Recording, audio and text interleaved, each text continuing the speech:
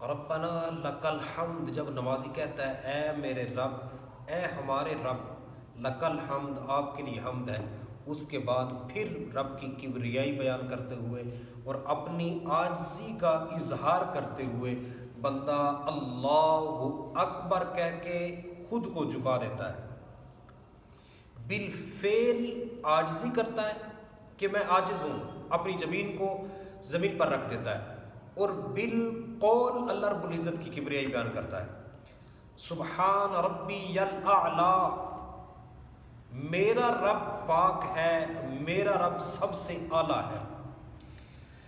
رب کا معنی ہوتا ہے پالنے والا، پستی سے بلندی کی طرف لے جانے والا، رب کا معنی ہوتا ہے مالک۔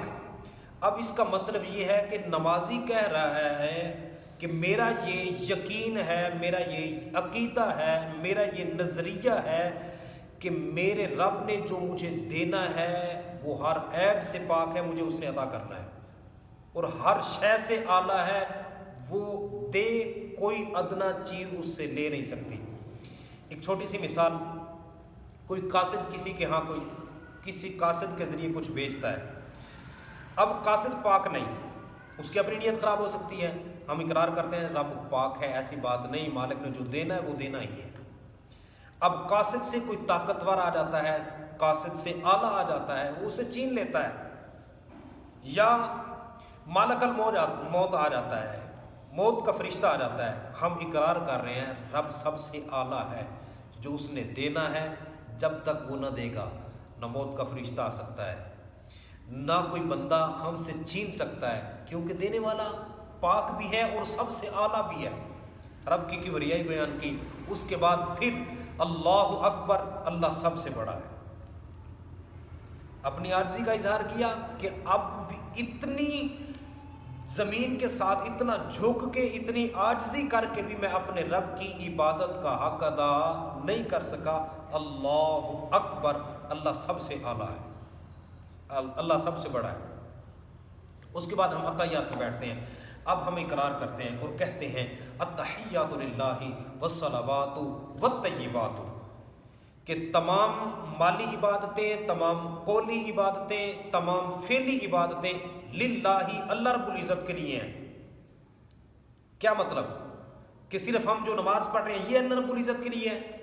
نہیں نہیں، ہم نے جو بھی بات کرنی ہے رب کی رضا کے لیے کرنی ہے، اگر کسی کو اچھی بات کرنی ہے تو مالک کی رضا کے لیے، اگر کسی کو گناہ سے روکنا ہے تو مالک کی رضا کے لیے، اپنی زبان کو جہاں بھی استعمال کرنا ہے رب کی رضا کے لیے استعمال کرنا۔ ہم نماز میں اقرار کر رہے ہیں، کہہ رہے ہیں، اور ہمارا جو مال ہے وہ اللہ رب العزت کے لیے خرچ ہو۔ تو آخر صاحب السلام کے فرمان علی شان کے مفہوم کے مطابق کہ بندہ جو اپنے اہل و عیال میں خرچ کرتا ہے سب سے افضل صدقہ یہ ہے، یہ بھی رب کی رضا ہو گئی۔ ہمارا مال بھی فضول کاموں میں، غیر شرعی کاموں میں استعمال نہ ہو۔ نمازی نماز میں کہہ رہا ہے اور مسجد میں بیٹھ کے کہہ رہا ہے کہ میری قولی عبادتیں، میری فعلی عبادتیں، میری مالی عبادتیں اللہ رب العزت کے لیے ہیں۔ اب جب یہ اقرار کر لیا تو اللہ رب العزت نے ارشاد فرمایا اب میرا ذکر کر لیا ہے، میرے حبیب علیہ السلام کو بھی ذکر کرو۔ خدا کا ذکر کرے، ذکر مصطفیٰ نہ کرے، میرے منہ میں ہو ایسی زبان خدا نہ کرے۔ اب اللہ رب العزت کی حمد و ثنا بیان کی، اپنی عاجزی کا اظہار کیا، رب کی کبریائی بیان کی۔ اب فرمایا کہو السلام علیکہ، السلام، یہاں بھی کاف ضمیر خطاب کہا گیا، کمال کی بات ہے۔ پہلے اللہ رب العزت نے اپنی طرف متوجہ کرنے کے لیے کاف ضمیر خطاب کا لگایا، ثنا میں 5 مرتبہ، سورہ فاتحہ میں 2 مرتبہ، اور سمع اللہ لمن حمدہ کے بعد ربنا لک الحمد میں 1 مرتبہ، 5 2 7 اور 1 8 مرتبہ کاف ضمیر خطاب کا اللہ رب العزت نے اپنے لیے لگایا نماز میں۔ اور اب التحیات پہ اینڈ ہونے لگی ہے، فرمایا کہ اب جو ہے کاف ضمیر خطاب کا میرے حبیب علیہ السلام کے لیے لگاؤ۔ السلام علیکہ، اس کا مطلب کیا بنتا ہے؟ السلام علیکہ ایھا النبی، اے نبی آپ پر سلام ہو، اے نبی صلی اللہ علیہ وسلم آپ پر سلام ہو۔ اب کمال کی بات ہے، نماز میں بندہ کہہ رہا ہے، کوئی پریشانی نہیں، کوئی اختلاف نہیں، कोई झगड़ा नहीं।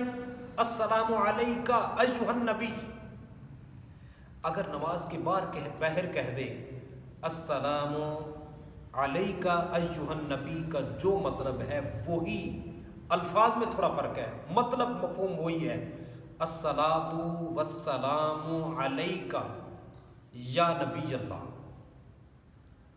ए नबी, ए अल्लाह के नबी, आप पर दरूद भी हो, आप पर सलाम भी हो। नमाज में कह रहा अस्सलामु अलैका, नमाज में कह दिया, बाहर आके इस बात पर कायम ही नहीं, और नाजायज़ के फतवे लगा दिए। यारो किस मुंह से रब की बारगाह में हम हाजिर होंगे और क्या कहेंगे? या अल्लाह, हम नमाज में कहते थे ए नबी आप पर सलाम हो, नमाज से बाहर कहते थे जायज़ नहीं, ये कैसी कायम होगी नमाज? फरमाया नहीं, ये कहो अस्सलामु अलैका अय्युहन नबिय्यु व रहमतुल्लाहि व बरकातुहू, और अल्लाह रब्बुल इज़्ज़त की रहमत और उसकी बरकत जो है वो आखिरी सलात वस्सलाम को नसीब हो। फरमाया कि अब जब तुमने मेरी हम्दो सना बयान की, मेरे हबीब अलैहिस्सलाम की ज़ात पर सलाम भेजा, अब तुम इस काबिल हो गए हो कि कहो अस्सलामु अलैना, हम पर भी सलाम हो, हम पर भी सलामती हो। इंसान नमाज ये कह रही है, अगर सलामती चाहते हो तो रब की हम्दो सना बयान करो और उसके हबीब अलैहिस्सलाम की ज़ात पर दुरूद सलाम का नजराना भेजो, फिर तुम सलामत रहोगे। नमाज का तरीक़ेकार ये बता रहा है, नमाज का जो अंदाज है वो बता रहा है, नमाज की जो तरतीब है वो बता रही है। फरमाया अस्सलामु अलैना, सिर्फ हम पर नहीं, व अला इबादिल्लाहिस सालिहीन, जो अल्लाह रब्बुल इज़्ज़त के सालिहीन बंदे हैं उन पर भी सलाम हो। जब यहाँ तक कह दिया तो अब उसके बाद अल्लाह रब्बुल इज़्ज़त की वहदानियत की गवाही दी और उसके हबीब अलैहिस्सलाम के रसूल और बंदे होने की गवाही दी, फिर जाके नमाज मुकम्मल हुई। तो अल्लाह रब्बुल इज़्ज़त की बारगाह में आजिज़ाना इल्तिजा करते हैं, अल्लाह के कायनात हम सबको सही माने, नमाज का मफ़हूम समझ कर इस पर क़ायम रहने की तौफ़ीक़ अता फ़रमाए। व आखिरु दावाना अनिल हम्दुलिल्लाहि रब्बिल आलमीन।